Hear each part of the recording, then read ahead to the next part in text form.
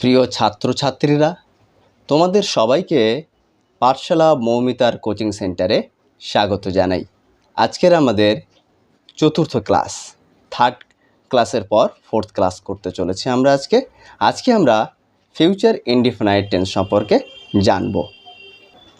Future indefinite tense করতে গেলে প্রথমে বসে সাবজেক্ট, তারপরে সাবজেক্ট অনুযায়ী শ্যাল বা উইল বসাতে হয়, তারপরে ভার্বের প্রেজেন্ট ফর্ম। এখানে আমরা একটা বাক্য দেখতে পাচ্ছি, রাম ভাত খাবে। তার এখানে সাবজেক্ট হচ্ছে রাম, ভাত খাবে। আমাদেরকে কোন টেন্স জানতে গেলে সবার প্রথমে ভার্বটাকে লক্ষ্য করতে হয়। এখানে খাওয়াটা একটা ভার্ব, অর্থাৎ খাবে। যদি আগে বোঝাতো তাহলে বলতো যে রাম ভাত খেয়েছিল। যদি এখন বোঝায় তাহলে বলতো রাম ভাত খায়। আর যেহেতু পরে বোঝাচ্ছে, অর্থাৎ ভবিষ্যতের কাজ বোঝাচ্ছে, তাই এখানে বলা হচ্ছে রাম ভাত খাবে। এই খাবে শব্দটা দিয়েই আমরা বুঝতে পারছি এটা ফিউচার টেন্স, ভবিষ্যতের কথা। এইবার আমরা ফিউচার টেন্স করতে গেলে বলেছি যে সাবজেক্টের পরে শ্যাল বা উইল বসে। তাই সবার আগে আমাদের জেনে নেওয়া উচিত বা প্রয়োজন যে সাবজেক্টের পরে কোন সাবজেক্টের পরে শ্যাল আর কোন সাবজেক্টের পরে উইল বসে, সেটা আমরা আগে জেনে নিই। তাহলে আমরা জেনে নিই শ্যাল বা উইল কোথায় বসে। কেবলমাত্র ফার্স্ট পারসন অর্থাৎ আই বা উই এর পরে শ্যাল বসে। অর্থাৎ সাবজেক্ট যদি আই বা উই হয় তাহলে তাদের পরে শ্যাল বসবে। আর আই আর উই বাদ দিয়ে যত সাবজেক্ট আছে, হি সি দে যা কিছু হোক না কেন, তাদের সবার শেষে উইল বসবে।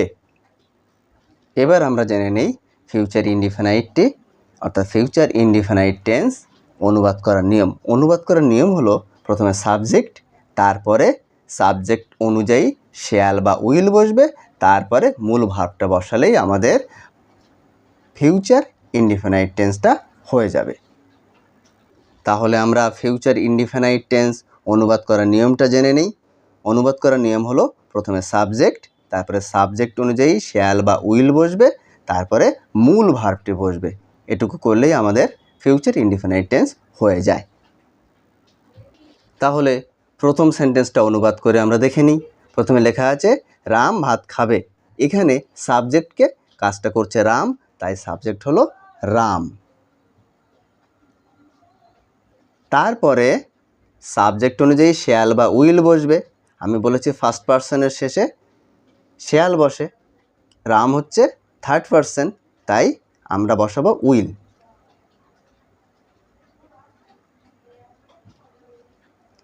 তাহলে রামের পরে উইল বসালাম। এইবার ভার্ব বসাতে হবে, মূল ভার্ব। মূল ভার্বটা কোনটা? যে রাম ভাত খাবে, কাজ করা বোঝাচ্ছে কোন শব্দ দিয়ে? খাবে শব্দ দিয়ে। তাহলে খাওয়া ইংরেজিতে কি? ইট। তাহলে আমরা পেলাম রাম উইল ইট। এবার পড়ে আছে কি? ভাত। ভাত ইংরেজি হচ্ছে রাইস। তাহলে আমরা কি পেলাম? রাম উইল ইট রাইস, অর্থাৎ রাম ভাত খাবে। এবার আমরা কয়েকটা উদাহরণ দিয়ে বুঝে নিই যে ফিউচার ইনডিফিনাইট টেন্স কীভাবে করতে হয়। তাহলে প্রথম সেন্টেন্সটাতে আমরা কি দেখতে পাচ্ছি? আমি বাড়ি যাব। তাহলে প্রথমে এখানে আমাদেরকে লিখতে হয় সাবজেক্ট। এই বাক্যটাতে সাবজেক্ট কোনটা? আমি। আমি ইংরাজি হলো আই। তারপরে ফিউচার টেন্স অর্থাৎ ফিউচার ইনডিফিনাইট টেন্সের নিয়ম অনুযায়ী সাবজেক্টের পরে শ্যাল বা উইল বসে।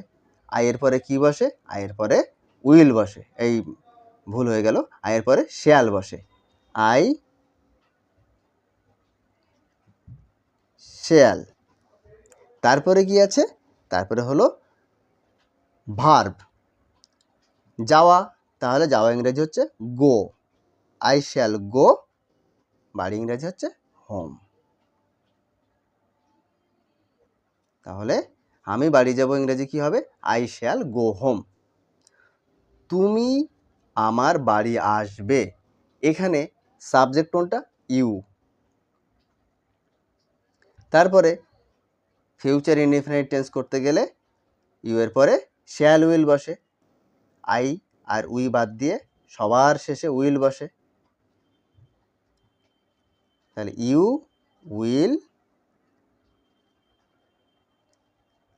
তারপরে সাবজেক্টের পরে আমরা ভার্ব খুঁজব, তুমি আমার বাড়ি আসবে, আসা একটা কাজ, তাহলে ইউ উইল কাম।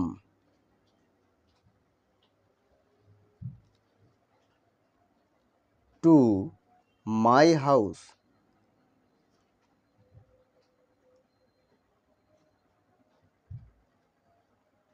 এবার তারপরে সেন্টেন্সটা হচ্ছে কি, তাহারা নদীতে মাছ ধরবে, সাবজেক্ট হলো তাহারা, তাহলে দে, দের পরে কি বসবে, দে উইল।